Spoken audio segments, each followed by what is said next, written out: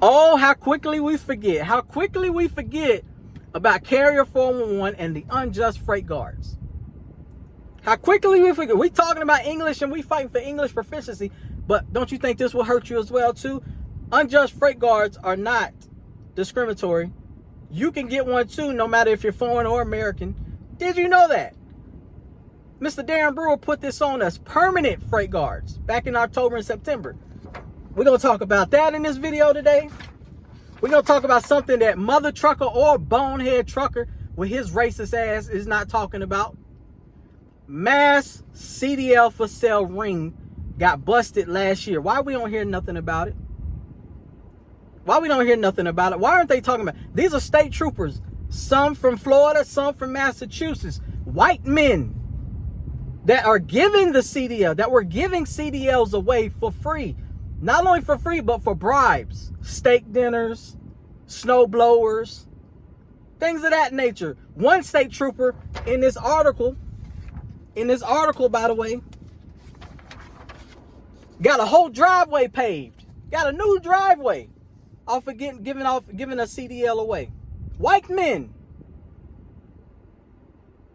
But bonehead trucker want to sit there and say foreigners are messing up America. You don't think these white men troopers that are giving these CDLs away are not messing up America? You don't think these CDL schools that don't have really any supervision and that are doing a bare minimum and training are messing up America?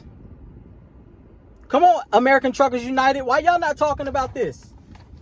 Why y'all not talking about this? This actually happened. Why y'all not talking about it?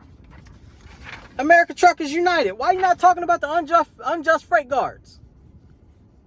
Come on now. We're going to be fair. We're going to be fair. Let's talk. American Truckers United. OIDA. NHTSA. Why y'all not talking about the misinformation, the covering up of data on underride crashes? In that documentary I told you guys to watch about American truckers, it's America's Dangerous Trucks on YouTube. America's Dangerous Trucks on YouTube. In that documentary, it talks about underride crashes, right? Not only does it talk about underride crashes, but it talks about how there's a mother and a father. The mother lost 2 daughters. The father lost 1 son. They are pleading out to the transportation industry. DOT, the trucking industry, American Truckers Association, OIDA, NHTSA, which is National Highway Safety Division, the trucking industry in totality, the trailer manufacturers. They're pleading out to you guys, help us solve this, help us bring more awareness to this. All of those organizations within trucking gave the middle finger to that mother and that father. But we want to sit here and talk about public safety. We care about public safety. Y'all a damn lie. Y'all a damn lie, because guess what? They came up with something that was lightweight. Mr. Chris Spears, since you want to get up there and say, you don't want to fix a problem with... They came up with something that was lightweight, that was cost effective. They said it would be $50 per trailer.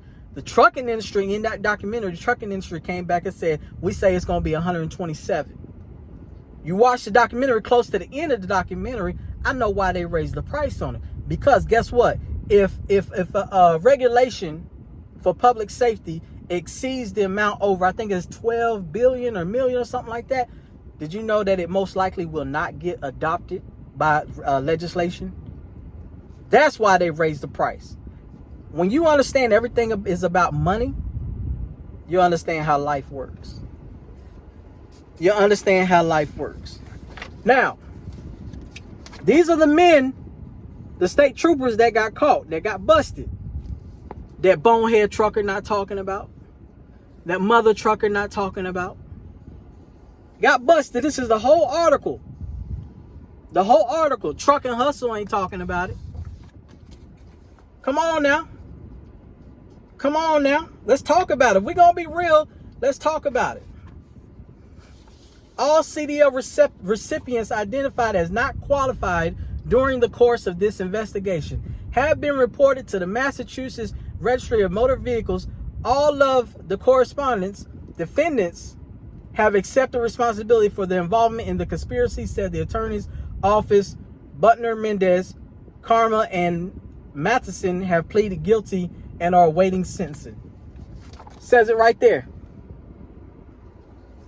Why they not talking about this? Huh? And Mr. Zeke Dog, let me talk to you for a second, my friend.